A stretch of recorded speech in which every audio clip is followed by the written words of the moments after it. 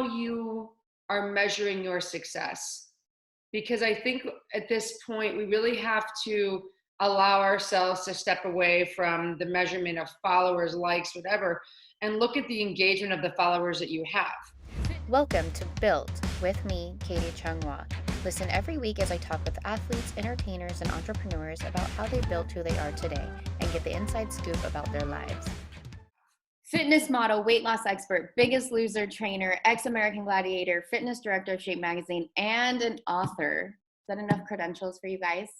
I don't know if there's anything that I left out, but we have the one and only Jen Widerstrom today. And thank you, Jen. I know you're in Florida and it's kind of weird what's going on right now. And you kind of got stuck in Florida because you're working with a client, right? Yep, correct. Well, thank you for giving the time to talk to me. I don't know if you guys know, we have a cool story about how we met, which I kind of like to tell people. We auditioned or tried out. I want to say audition because it's like a show. We tried out for WWE together. Well, I think other people tried out. I don't know what I did. It was so funny. We had quite a class. When I say like our graduating class of that season of WWE, like it was you, me, Callum Van Mauger, Lena. Yeah, Callum was in there, and then Lena. I mean, you guys know her as Nia Jax. She's a W. She made it. She was picked. Just this beautiful, strong, inside and out woman that will just crush your face and your soul. And she's out there doing it. But yeah, that's how you and me met. Gosh. They told us that was the best tryout, like athletically, that they have ever had. I mean, that makes me feel better because it's like that experience. It's funny. The athleticism part was easy to me. I thought, oh, you want me to flip, and it's kind of creepy, and you lean on the ropes, and there's they gave us like beginner ropes, and it's, especially if you're a visual learner, you can kind of see how someone does it. The WWE, I thought, had great coaches, had great cueing, were very helpful. So it's cool to hear that we were the most athletic batch of, potentials. But the hardest part to me was when you had to be a character. Okay, let me tell you, the hardest thing, no, I'm not even kidding you. When people ask me, like, what's the hardest thing that you've done in your life? And I'm the same with you. Like, the athletic part of it, I loved it. I was like, yes, give it to me. Backflip, sure, why not? Like, I'm just going to try it. But the scariest thing to me was when they were like, you're going to go in character in front of 300 people. Yep. You're going to have cameras on you. You're going to have the people in the farm, the experts, the coaches. They're all watching you. You're going in front of everyone and you're in character and you have to brag about yourself or tell a story. And if I would have known that going in, I'm going to be honest, like, I don't know if I would have done it. I mean, you gone to the audition? Yeah, that was so terrifying to me, Jen, but I did it. And I was like, okay, I grew as a person. And that was so scary for me to stand up in front of those people and just not know. Yeah, but you actually did it. I did it. There was like those 3 girls that didn't even try. Remember, one pretended she was sick or something. Classic. We've all been there. We've all faked sick. Yeah, for sure. I know we're kind of talking in like code here, but like part of the tryout, you guys, is you have to go in front of everyone and you have to curate and perform your own in a sense, WWE character. And it's not necessarily going to make it to the actual ring, but it's their ability to see your charisma, your creativeness, your commitment to those moments. I mean, so much of what they offer in this sport is entertainment. I mean, I think I was like, hi, I'm Jen Widerstrom. I just really care about people. And I don't know that this is for me. Like, I didn't even try. Yeah. I just said, I'm just here to help the world be better. I mean, people were kind to me, but like, they were like, what the fuck is this? Why did she even go up? Because people, had full on characters and they just, nailed it. I remember Nia made up this role. She made up this person called Gemini with a split personality. And I was like, wow, wow. But that's also sets people apart. You realize there's such a talent and a gift in that conduit of the way they perform, that I was like, oh yeah, I could be the best back flipper wrestler on the planet. If you don't have that spirit in you to do that, it's just not going to happen. Yeah, absolutely. I know the casting or the agent, whoever recruited us, Canyon, he was like, "Hey, how are you feeling? What's going on?" I'm like, "Man, I love it. I love like this athleticism. I love being challenged physically. Like I'm having so much fun." And he's like, "Okay, I just want to remind you that yeah, it's fun, but at the same time, like that's such a small part. The whole bigger part is your character and being on TV." And so I just, Dude, and they loved you, Katie. You were such a favorite. You were like, oh, you're so such a nice. favorite. You Oh know, my. I kind of told him I went knowing that it wasn't really something that I wanted Sure. to end up doing. It wasn't my forte. It wasn't my thing. You have to Yeah. live and breathe, you know, But you know, WWE. things happen when you leave the house. Mhm. And I went thinking, I'm going. I'm Yeah, gonna go. And we had a mutual friend, Sean Perrine, rest in peace, that both encouraged us both to do it. And I think I agree with you. I learned something about myself. I still have friendships from that weekend. I mean, yours and ours included. And it was funny because after that, let's see, that was a December. It was like the month of December or November. And that very next fall, or that spring, that March or April, I auditioned for Biggest Loser for the third time and I got it. And so that came after. And I think there's something to being in a position where I had to stand in front of all these people. And I was like, I just know, like you knew, I'm like, it's not for me. I don't know how I know. I just feel like it's a no. But when I went and stood in front of Biggest Loser, and again, that was the third time I auditioned, I knew it was right that time. So I think there is something about putting yourself out there, knowing who you are, and how that comes through you changes based on if it's the right opportunity for you. absolutely. And like I said, being that terrified and doing that, you walk away. There's no way you walk away being a worse person, right? You're walking away, and I grew and I got just that much more.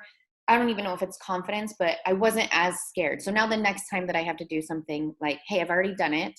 And so it helps you grow. And so I'm Yeah. grateful that I almost had to shit my pants and do that. And like, I was so scared. But at the same time, like, I got it done. And then I was like, you know what? Throw the next ball at me. Like, I'm good. I'm ready. And yeah. And I wonder if it's something like, it's very hard to think about ourselves as individuals, the way we think, the way we feel, the way we process. And when we keep it to ourselves, we kind of feel like we're the only ones that feel that way, or the only one that feels insecure going out there. Like I told you, like Naya nailed it, but she was just as nervous as you and I.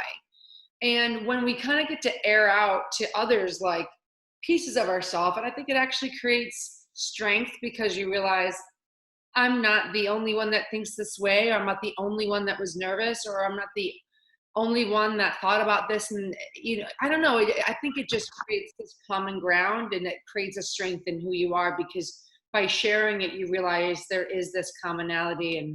And I think that the differences make me feel proud. So what feels similar makes me feel stronger. What's different makes me proud of myself for being different, not just to be different but because it's who I am. Absolutely. Yeah. So how did you actually get into the fitness industry?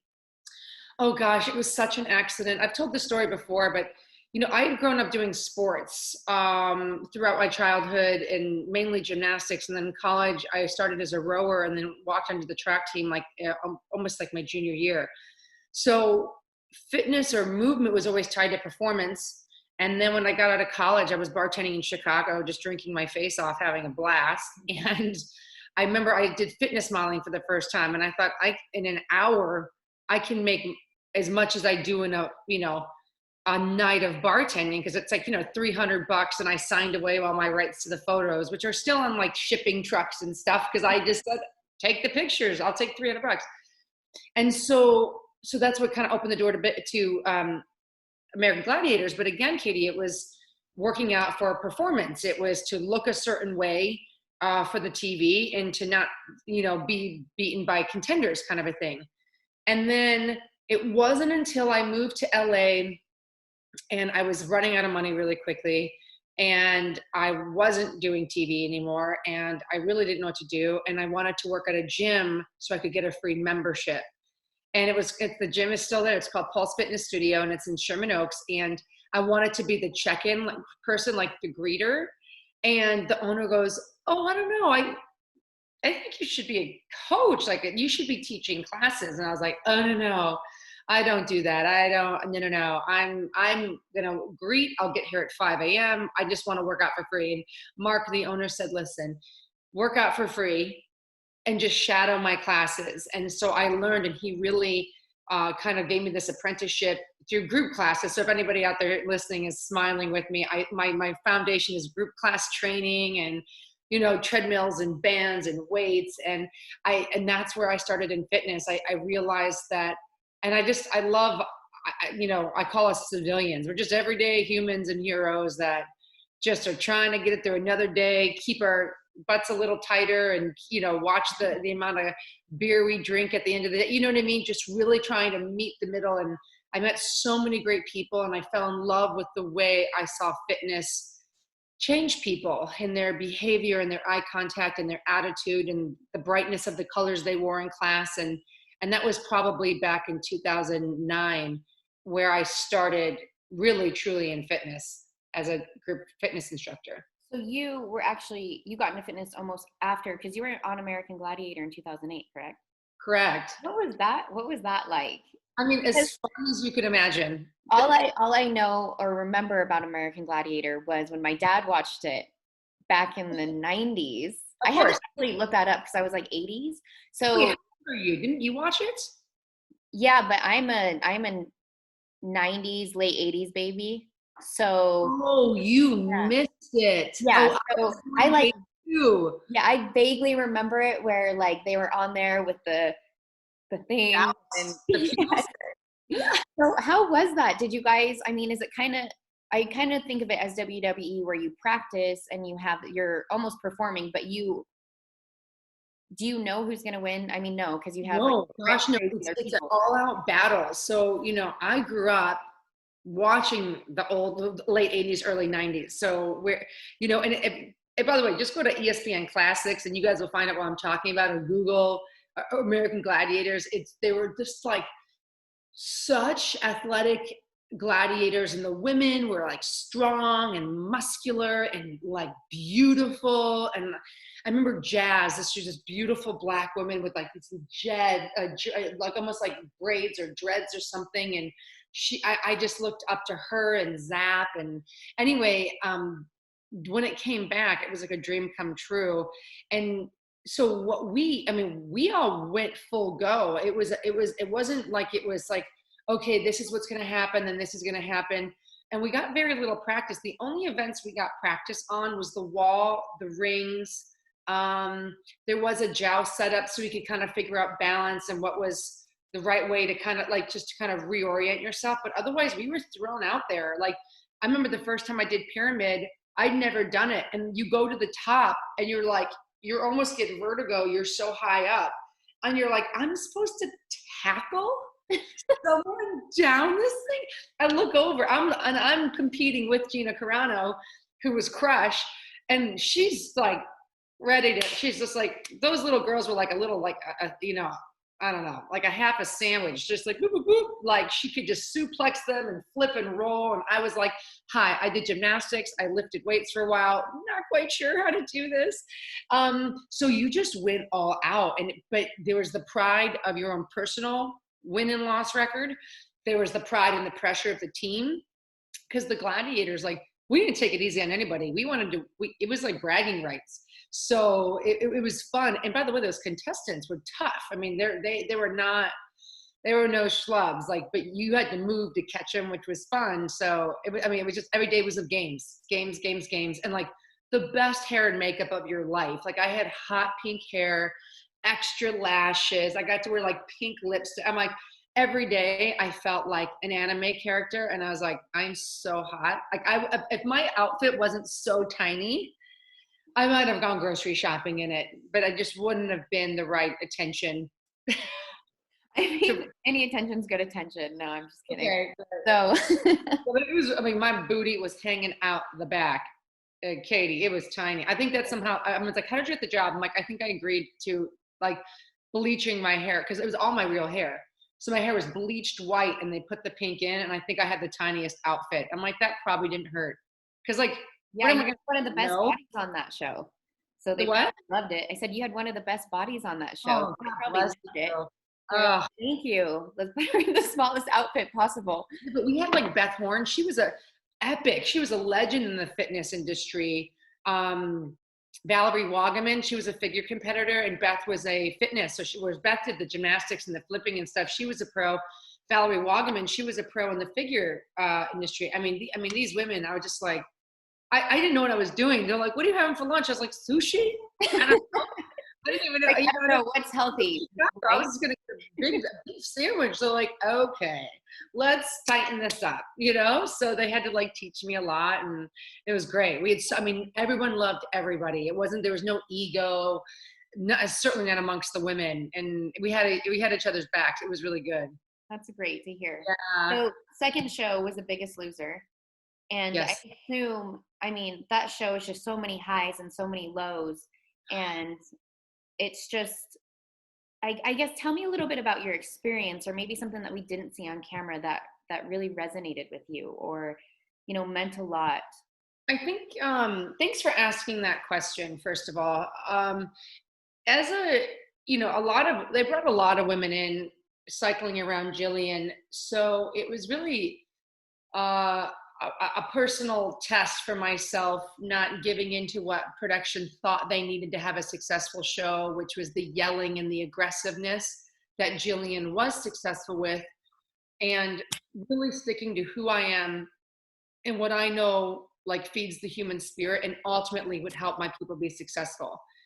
And I know Jill gets a lot of shit for the way she coached, but I think that the reality is, and what's important to point out is she was exactly who she was. And that's what made her specifically so successful. She wasn't faking. She wasn't trying. She's pretty harsh. She's pretty intense. She can be pretty mean. And that's how she coached. And that was her way. Mine was far more compassionate, committed in different ways. I mean, I think the hardest part of the show is if you think each episode's an hour long, and when you take away commercials, you're looking at 42, 45 minutes.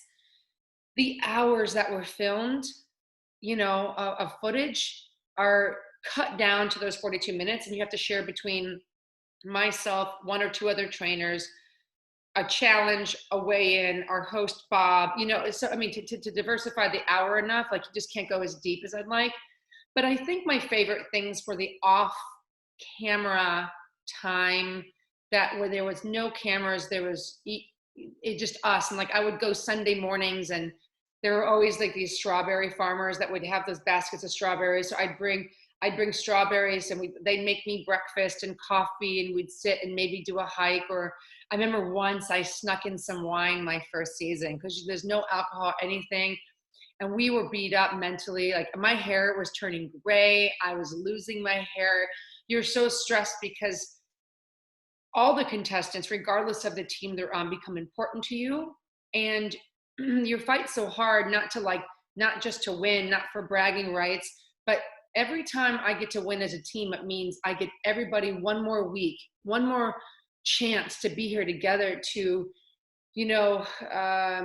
really configure those habits into their daily routine, into their own self-confidence. Like more time on tension with me creates more success at home for them. And I mean, I just remember we were so stressed because you just don't know what's gonna happen. I think I had 2 bottles of wine, and there was like 10 of them. I mean, like nobody got drunk, but it was this human moment where we all got coffee mugs because it's illegal. You can't have wine on campus. And we had like coffee mugs, like we were drinking tea. And I was like I felt like at a high school dance, and we all got like 2 inches of wine, and we were like, and it just felt good to sit and have like that human moment together with everybody, regardless of team, and those are the times that I miss the most, because especially with that show, if you make the show about really taking advantage of the contestant's story for exploiting their lives for ratings versus really putting the people first, you're going to have very different outcomes and very different shows. And I think that's the biggest thing that you would never see and you wouldn't know. I mean, I was there every day. Dolphet never came if the cameras weren't on. And that's a reality. And I'll say it and he won't deny it. Like it's just that's a big difference for those people that realize, oh, you're there for the TV show. You're not here for me. And that's, I don't know. I think it's a big differentiator. Well, I think that really shows who you are and your values and ethics as a person. And, I always preach to people that being happy and being healthy together, if you can find that perfect combo, that's what's right. And I feel like you've really embraced that. Even just in your training, it's you want them to enjoy the journey, to learn how to do this long term, to be healthy mentally and physically, not just like shed the pounds and win a show or just lose weight temporarily doing it unhealthy, or you're not mentally able to take it. Like you've really built the perfect model, I think. And you show that in you, like you have a phenomenal body. You're so positive, you're so helping. And so I guess, how have you really made that happy and healthy relationship with yourself and also just for other people to live by? Well, first of all, thank you for all that. That is so kind of you, and sincere. So thank you. It's interesting, and science proves it, but when you have a healthy body, your mind also becomes healthier. When you have a healthy mind, your body can also be healthier. They're interwoven. They're not separate. And I think I really got here on accident because, and I think you will attest to this, the amount of competing that you have done. You can be shredded and lean and be very unhappy, and it's very misleading.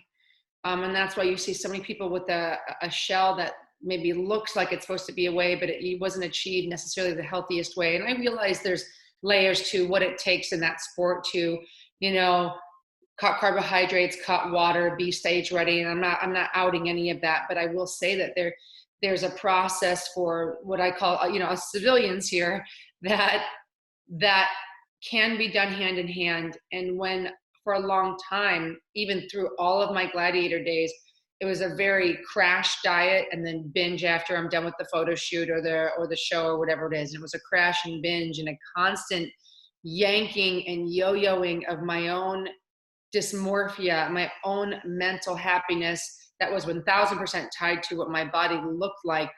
And I didn't know how I'd gotten so far off track, because I vividly remember, like, I was in college, I was wearing like size 10 pants. I mean, and I was muscular, but I was kind of chubby. Like, you can scroll back and see pictures of me, and I was having 2 Chipotle burritos in a sitting. Like, I would eat the entire pizza. So like but I was also training a lot. Like my squat max was 315. I could bench 225. My snatch was over 190 pounds for my sport. And it was weird. I remember never associating my pant size with being negative. I was never not confident around guys. I never was worried about my perfect outfit if I was going to go out to a club or something. I just was like, I'm Jenny. It didn't even occur to me to associate happiness, worth, or my ability to be happy with any amount of my appearance. And it's funny, even the ego around my weights, which now I kind of feel proud of, nobody gave a shit about. Like, on the throwing team, I was the weakest. Like, 315 squat, I knew my teammates could have repped that for 5 reps, So it was different and I think that, like, there wasn't a comparison. And I think at some point along the way, maybe it was gladiators, maybe it was, I did one figure competition, and the comparison, and I'd love to hear your take on it, but I got so down this dark rabbit hole of comparison and value. And I just knew, Katie, if I kept going down that hole, I wasn't going to be able to get out, whether that meant an eating disorder, pills, drinking, soothing with attention from men or food or all. And I just knew, I mean, frankly, what got me out and what urged me to find that balance of the happy, healthy in and out was that I know for me, and I know you're in a relationship, you're really like, you've been the happiest I've ever seen you. And I'm single. And yet I know a relationship for me is going to be very, very, it's going to be one of my greatest accomplishments. Like, I'm so excited to be in a relationship I am proud of. And I know, and I knew at like 27-ish, 25-ish, that area, that if I didn't get that right in my head, I would destroy the right relationship, even if I ever found it. So to think of how hard it is to find the right person for you in the match and build a life together, I knew that this would tear me apart from my insecurity, my behavior, my like lashing out on that person because of what I wasn't willing to look at. And I just thought, if you're ever going to be suitable, and what I mean that as mentally healthy enough for a real relationship, you've got to start here. So that's really what started it. It had nothing to do with like a show or like a waist, like a pant size. It was really like my own mental health. And my body has become the bonus. Like, my waistline is always a side effect of how I actually feel mentally about myself. So Absolutely. I honestly, that's the reason why I stopped competing, because I wasn't happy. I hate dieting. I hate, I guess, that extreme dieting. It has taught me a lot, because now I know I can look at something and generalize, like, this is what I should and shouldn't eat, obviously. But competing, I was miserable. And you're on stage for a second, literally. And I realize that I'm not happy doing this. So what's the point in doing something if I'm not happy? Mm. And, the point of life is to be happy, right? So you've got to make those changes. Yes. But I will tell you, you've stopped, but there are, and go share as much as you'd like, Katie, but like, there are lingering effects for you. Yeah. I remember we FaceTimed a month ago, and your body has been going through so much, and you were nervous about posting current pictures. And I was like, what the fuck? Why? Mm-hmm. Because I love your body. Like, I love your shape. You have a softness and a beauty, and like, you're elegant and you're exotic all in one way, but like, you're still comparing where you are now to perhaps not stage, but like within 8 pounds of stage. And it's like, that's not current, it's not real, and it's probably not healthy, and it certainly wasn't happiness for you. Absolutely. Well, thank you. You're so sweet about my image. When we talked, I know I'm not the only one, because it's come to my attention that a lot of other ex-competitors are fighting through the same thing. But, dieting and doing those extreme competitions, not only have I seen a lot of girls have stomach issues, digestive issues, but now hormone and thyroid. And I think it's so important, just kind of off topic, that these competitors now need to realize that stuff that they're either taking or diets that they're doing have long-term effects. And my body, just because I don't know if the extreme dieting or the training or whatever it may be, like, now that I'm getting older, like, I'm having thyroid issues, I'm having hormone issues. And physically I'm trying to figure that out. But then you have the mental part where I'm like comparing myself to who I was, to what I used to look like. And then you pull social media into all of it. And now it's like, why don't I look like that girl? Or why don't I look like the other girls? Or they're not buying my fitness program because I don't look as good as this girl who's maybe taking Anavar or, doing extreme dieting or isn't healthy behind the scenes. So there's a lot of mind games that go into coming off of, I guess, competing and staying in the fitness industry, and then adding social media on top of that. Oof. So. Dude, you're funny. You're like, not to take this off topic. I'm like, I think this is the topic. Yeah. The topic. And I think that social media has gotten funny. I mean, I know there are gals that I met that used to have like less than 10,000 followers, and I helped and I mentored, and then they have 1 million now, and now they don't return my text messages when I say happy birthday. Oh, no. Okay, homie, like, okay, apparently, you're too cool for me now. But I laugh because there seems to be this feeling around scarcity for like, if I post and tag a picture of Jen, well, then maybe she'll get those followers. It's like, Oh, don't even get me started on that. I The, see people do it all the time where like the only time I really don't tag people or if I'm weird about that is if like they don't want the attention or they have kids or I don't know what sort of attention they want. But I see like other people intentionally not tag people so that they don't get their followers or it's like a competition and it drives me crazy. I go, yo, just don't take a picture with me. My feelings ain't hurt. I'm gonna take pictures all day. I go to the Arnold Classic too. Okay, we're fine. But like that's the thing. Like what and it's really funny. Really strong women love other strong women. There's real true alphas know how to share the wheel and share the road. And it's the ones that are insecure about being found out are the ones that don't. Yeah. And that's okay. But what I bring it all up because they're what you're going through. I would rather go to someone like you that's experiencing what you've experienced both on stage, off stage protocols, now post stage protocol for what your body's experiencing. Be like, dude, she's living it. She's actively seeking, like, whether it's solution, a new pathway, whether it's food combinations, workouts, or mental health around it, versus the girl that's like Shred City that has no idea what we're talking about.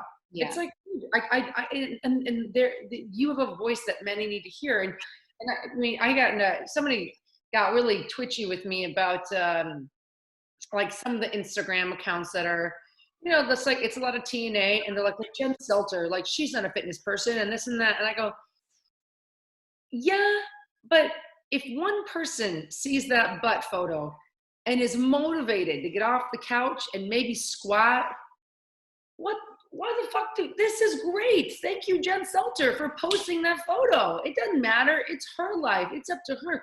But I don't care. Why are we judging dirty and who's allowed to offer inspiration no matter who it goes to or how it comes? I don't know. Maybe someone watched a porn for the first time and said, you know what? I am going to get in better shape. I don't care. Why do we care? Why don't we share the growth? I mean, so that's why, let people do what they want. It's just it gets tough with some of the people that are self-proclaimed, workout experts when you're just like, that's not an exercise. That is something that I actually wrote down that I wanted to talk to you about because I'll back up. So part of the reason why I'm keeping kind of my struggle with my diet not so exposed is because I want to make sure that I know what I'm talking about when I'm explaining certain things. So I can share my journey mentally, and I think you're right. And that might be something that I should put out there because there's maybe other people going through the same thing. But I want to make sure that I'm providing the right information on a solution, or once I find out what it is, I can educate people for the better. And I know that it's so hard on social media. There is no regulation. People can post whatever they want. They can post absurd exercises. And you're one of the most educated trainers that I know, hands down. And what are your tips or advice to other trainers and social media experts out there? Because I know they need to hear it, and I'm going to let you say it. This is a term I got. I went to school in Kansas, and so I got this term there, but sometimes you got to step in shit to appreciate a clean boot. And I started to really get frustrated, and like I was looking at what people are doing, and I see accounts that are doing well, and I'm like, it's not even correct form. You're not even doing the right, whatever it was. And I go, Jen, stop. Like, regardless of views, keep your eyes on your own paper. Keep your eyes on your own road. And if people want my help, my door is open, and I will always help mentor, share, talk, speak at anything. But I can spend the energy here leaking, fawning over accounts that are literally just grabs for likes and followers, or keep that energy here, focus on what I do best. And I honestly, the biggest thing I did and what I would tell other trainers is shift how you are measuring your success. Because I think at this point, we really have to allow ourselves to step away from the measurement of followers, likes, whatever, and look at the engagement of the followers that you have. Because I gotta tell you, like every week, I feel like I get unfollowed by about I get followed by like over 2,000 people every week. And then I'm unfollowed by like 1,950. And I was like, why is my number not moving? And it really used to upset me. And I go, it's all a game. It's all robots. It's all stuff. And if people are leaving, thank God. And if people that are real are coming and they're staying, great. I just know that the people that I have there, I've never bought followers. I've never, faked for engagement. I can show you my bank account and let you know the conversion rate and my purchase programs on my challenges. And it's only increasing because I, instead of bleeding my energy out at looking what other people are doing, have focused on my messaging, what I love doing, and really moving the needle for the people that are there in that community.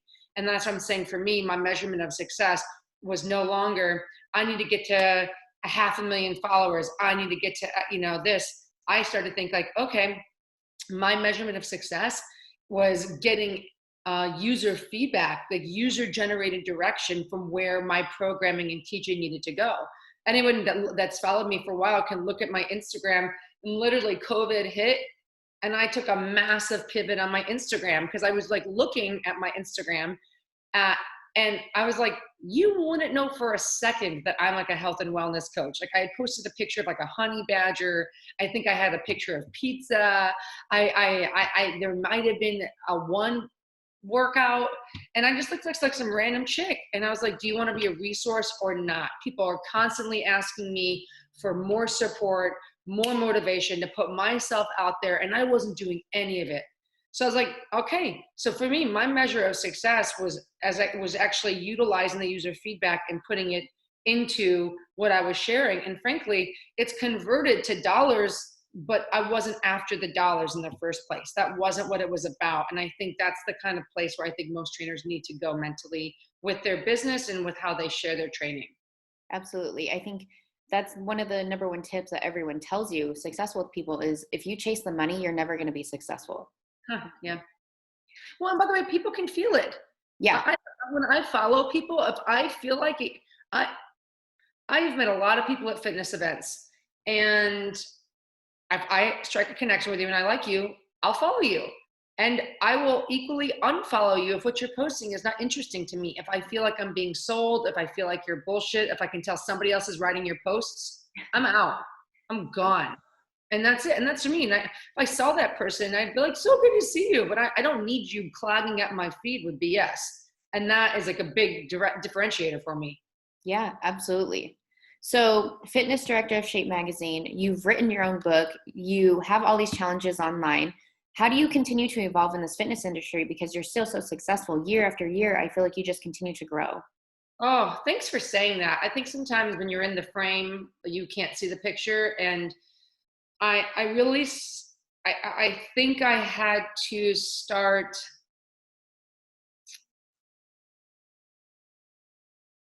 listening to what really made me the happiest. Because like Biggest Loser to me felt like it was pinnacle. And when I did the shows and the seasons, and the show evolves and has new trainers now. And at first I was angered by it, and I thought that's what success meant. And I had to really allow myself to adapt and understand that and listen to what made me happy. Biggest Loser was great. I love the people I met. I still talk to my contestants every day. I love my producers. I love the experience. But what makes me the happiest is really working with people, hearing what they're going through, helping them with their story, and helping them share it so other people see the evidence of what's possible if they actually took that risk on themselves. And what I think I've done and why I think it's come through as success is because it's as real as it gets. And I try to kind of treat the world like it's one single person. I feel the concern. I'm there and I truly listen. I mean, I'm the only one that runs my social media. I'm the only one that answers all my emails, and it's not scalable. And I know that, but I know it's real. And so do they. And I think that my personal touch on the way I do things has been really a separator. And I think that was the other thing I had to realize. I loved coaching on Biggest Loser, but it was so limiting because the show owned me for so much of the year. I had so much travel that I wasn't getting to coach. And now like I'm working with a client, like again, I teach my challenges, and I'm like, oh, I love coaching. It's my favorite thing to do. And I had gotten away from that. And I think the only reason I have kind of found this success that continues to evolve and grow is because I have made that my front and center piece, and everything else has kind of taken care of itself. And I know it's kind of a basic answer, but it really has done I haven't had to push that hard. The hardest part was finding the right channels, the right conduits to do so. So like whether it's my 30-day challenges or the app I've launched, I'm finding more traction in that and helping people than I was traveling to 3 different cities a month, hosting fitness events. And yes, I had these points of contact and impact. It was like one and done. And I'm like, well, where's that traction for that person? How do I get to stay in their life? And that's where I've kind of skewed my business this way. I think it's important too to point out what you said about tying yourself to a brand and how after The Biggest Loser kind of scared you a little bit, to say the least. And especially, I guess, in the time that I was in the industry, it was really important to be sponsored by a supplement company. Yes. You were tied to that company. If you weren't with anybody, then you weren't somebody. And at least that's how I felt, you know? And so it was like, everyone, who are you signed with? Oh, are you working with them now? Or who are you going to the Arnold with? And I've left companies and parted ways with other companies, and that I still feel that as in like, that was my success, or I was tied to success because they were successful instead of focusing on what I can provide. Because even on social media, I am my own brand, and I can go out and I can help people, just like you said, getting more rewards and impacting more lives by being your own brand and being successful in your own, not tying your name to somebody else. Dude, so well said. I had to go through that disassemblement mentally, like, because I thought, why was I angry about Biggest Loser? I was like, because it makes me feel powerful, makes me feel like elite, above, like it was a separator for me with all the other Instagram whoever's. I'm like, there's only one Biggest Loser female trainer, right? And that's me. So I like that it separated me. I like that it let me change lives. I like that I was able to reach a lot of people. And when that show was taken away, I felt like all of those qualities were also taken away, because I assigned Biggest Loser as responsible for why I was important, separate, elite, life-changing, and could reach millions. Dude, I am still separate, elite, I am that same person. And I had to realize, if you assign that supplement company, or you assign that brand as ownership of why you have these qualities, then it's like you assigning being beautiful and worthy because you're in a relationship, and then when the guy dumps you, you're no longer beautiful and worthy. Fuck that. I am no matter what, but it's understanding that it comes from you, and that's what makes you attractive to a brand. So, finally I'm in a position where I make all my own money, and now I don't have to say yes to any brands. I choose to, and I get to collaborate and work with them, and it feels exciting. The fact that they might give me some money on the side is dope. Like, I'll put that in my savings or take my parents to Hawaii. Perfect. But the reality is, it changes. It's like the value changes. Like, I know it's like a healthy relationship versus a bad one. Absolutely. I realize it's a value exchange now with brands. Whereas I remember fitness modeling in the late 2000s and early teens, when you were really, that was your big time for you too. I remember, like, you weren't anybody unless you had a supplement person, company. And now, I remember, Optimum a few months ago offered me this big contract, and I said no. I was like, I'm not really. Didn't it feel good though to like say no? Because that's how I felt too, is I'm like, now I'm pickier with my brands. Yes. One, I want to be authentic. Right? So I want, when I do sell something, when I do suggest something, know that it's coming from a place of, hey, this works, and I take it myself. So I'm not going to work with anybody that I wouldn't. And you have the freedom to be yourself, because now you're valuable. You're not valuable because you're tied to something. Well, and so is who you trust. Like, if I see you got your nails done, I go, yo, Katie, where'd you go? Who'd you see? Yeah. I would trust your word in a heartbeat. By the way, these are pop-ons. Oh, good job. Get my nails done, girlfriend. I'm here. But, we trust, when you are someone of privilege, you carry responsibility. You just do. And I have to have genuine endorsement, just like you, to know that that you have to know that what you say is meaningful to people, who I recommend and what I recommend. It's everything. And that's frankly how you build further trust with who's relying on you. Absolutely. Okay, I have one last question. I know we've been talking for a while. What, out of all the things that you've done, all the things you've accomplished, and just the fitness industry that you've been in as a whole and outside of it, what is your most memorable moment? Oh my gosh, this is, I feel like I have so many. You can give us a couple. I just want to know. I know that you've done some really cool things in your life, and you have your hands. You wear a lot of different hats. You have your hands on a lot of different things, and I just would love your feedback on what your favorite part is. I think one thing that was really cool that happened, I haven't told many people this story. It was my first year of Biggest Loser, and Sean Perrine was the editor-in-chief of Muscle and Fitness, his and hers. Put me on my very first cover for Muscle and Fitness, hers, and put Arnold on his cover the same month. And they threw us this big party. And you guys have to understand that Arnold Schwarzenegger, when I was a little girl, that was the poster on my walls. I had not Arnold, it was Conan the Barbarian, I'll have you know. And I had like bodybuilding pictures of like him and like Lena Murray and, you know, all these greats, Sean Ray, all these people. And I remember with Arnold, he was specifically really important to me because he had a long last name, and so did I, and nobody can pronounce it. And, you know, same with him. He talked really funny, and I went to speech class for 6 years, so I really struggled and to speak out, you know, and share. And then I always had muscles, and he had a lot of muscles. So there was this. He made me feel like more okay. He, because of the way he was in his small way, inspired me to like summers at high school, I would go lift in the weight room, and it was only boys in there for summer football, but I would go in and train, and I took it seriously. And it just was like a really interesting thing. So cut to this big night. It's at Gold's Gym. It's in the back of the Gold's Gym in Venice.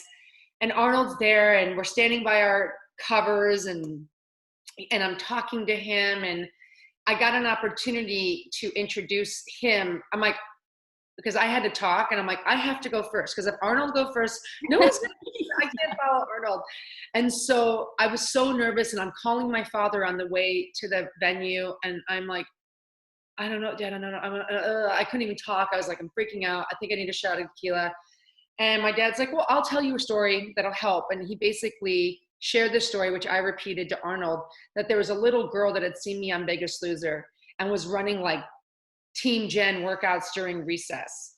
Oh my gosh. And of course, so when I have a chance to introduce Arnold, my dad he had shared with me the story. That I'm like, you know, I heard this today, and I realized the reach of wellness is so grand, and you just don't know who's listening and who's watching and who you're inspiring. And I'm like, and when this woman was an 8-year-old little girl, I had this man's, you know, photo on my walls. I pointed at Arnold, and I just connected the dots of these generations of people. And it was such a special moment, because I think I realized for the first time that my impact was real.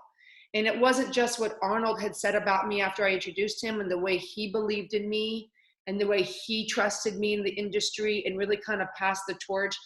But it was coming from Arnold, who'd been there before, and perhaps from this little girl who might follow me next. And I just knew, and it wasn't about ego, like I've made it, I'm a superstar. I just knew for the first time, for real, I make an impact. And in whatever size, it doesn't matter. It doesn't have to millions. It could be like the 20 people in your community, or in your gym, or your workout buddy. I knew without a doubt I was someone that changes. I can change and help people immensely by being just exactly who I am. And I'll never forget it.